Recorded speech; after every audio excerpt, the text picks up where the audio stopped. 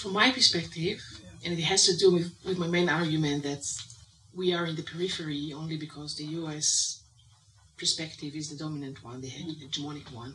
So from the periphery, you can be more creative, you can be less mainstream, more constructivist worldview, more political worldview. So thinking about power relations, inequality, stuff like that. That would be some of the components of this different perspective, European perspective.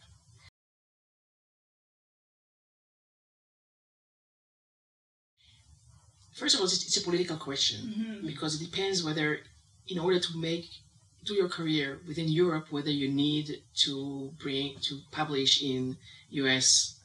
Publications. And I don't want to be just in the peripheral discussion. I want to be part of the mainstream discussion. Right. To do that, you need to speak in their language. Yes.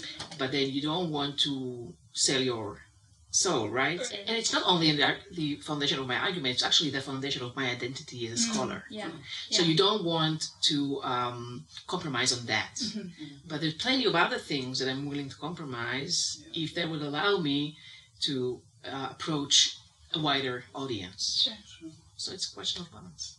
Thank you.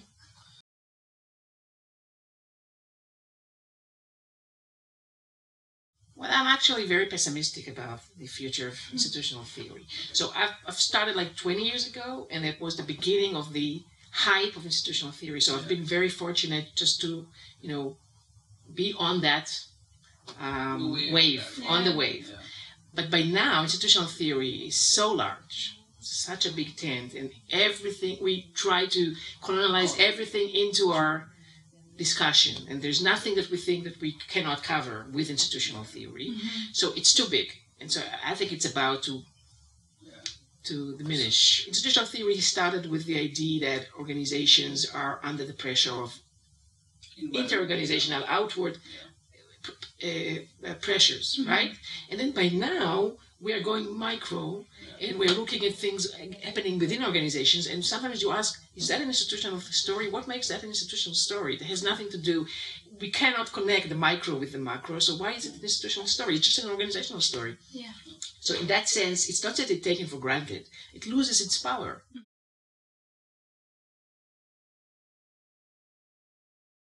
Well, first of all, I go to sleep. and just leaving, just putting them away, doing some other stuff. Because sometimes it has to boil, to boil.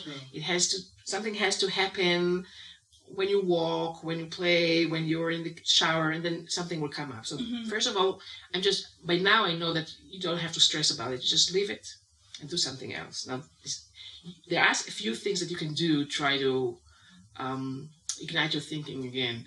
So reading very wide with different theories, but just similar to mine. So that might give me some new ideas.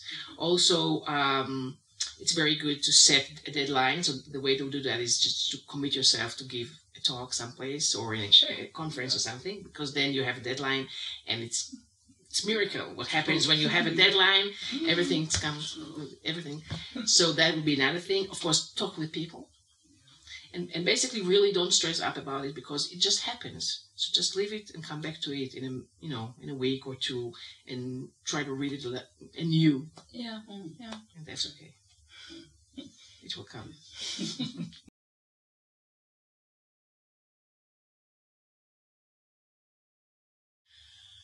Well, that's it. There are different voices about that within organization theory more generally. There are people like Jerry Davis. They say the organization really lost their meaning because it's so easy these days to create an organization, to establish an organization. You just pay something through the internet, and then you have this legal entity of the organizations.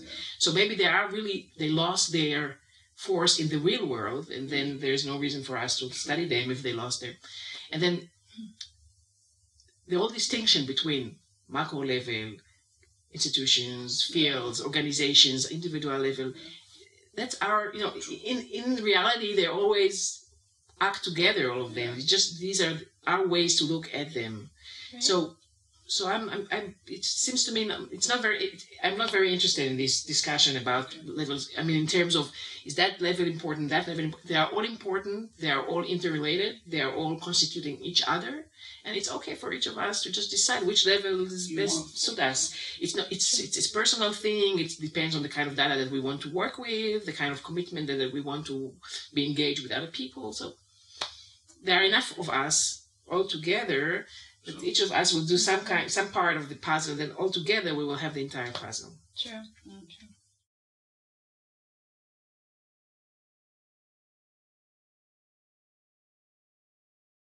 So it started from the empirical stuff. So I've found myself, I was looking for a new research agenda, and I've just moved from the psychology department to the business school.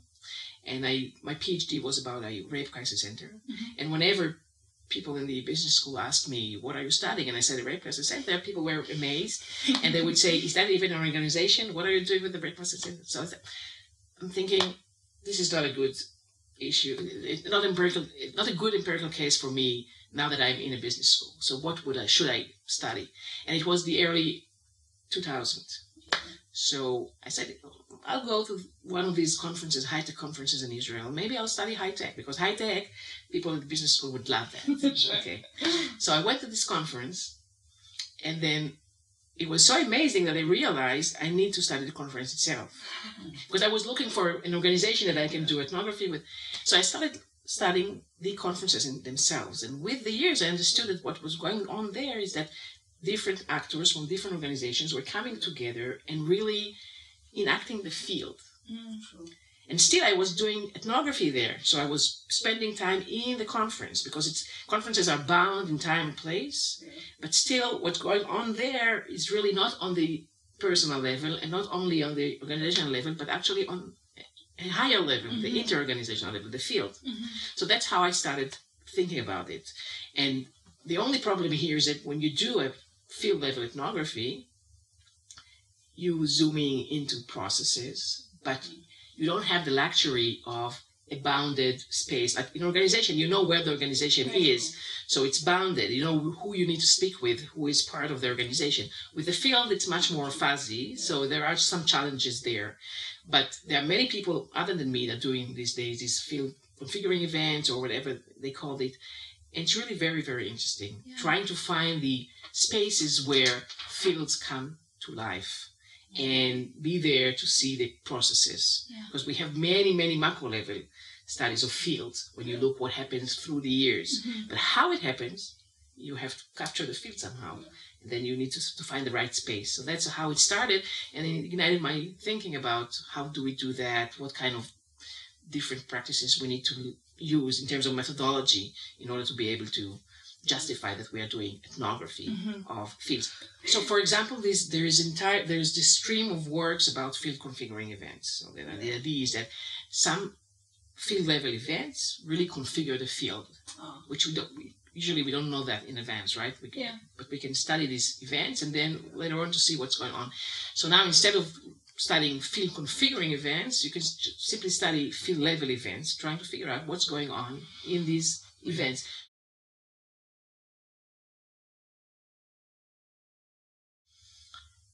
Well, I think first of all you need to be very curious to do that, and a friendly person so that you can relate with other people. You can do interviews, you can do ethnography, observations, and you can do archival data, collect archival data. And I'm saying to them that you should see which one fits your personality. First of all, some people would like to just sit in the archives and do their stuff quietly. Some people are very good at interacting one-on-one, and some people are very sensitive enough to get into a collective situation and see what's going on and be part of it. Now, doing ethnography, which is interviews and archival data and observations together, is really hard. It takes a lot of energy. You get into the field, you get out of the fields. It's really time-consuming, but also emotionally consuming because you are relating with people. So if you're friendly, if you like to interact with people, if you're sensitive, you can sit and you can see, because you are part of the, you are the main tool of research, right? So you need to be reflective, you need to be very sensitive to what's going on. So if you have all that, go for it. Otherwise, find something else that you can be done with interviews or with archival data.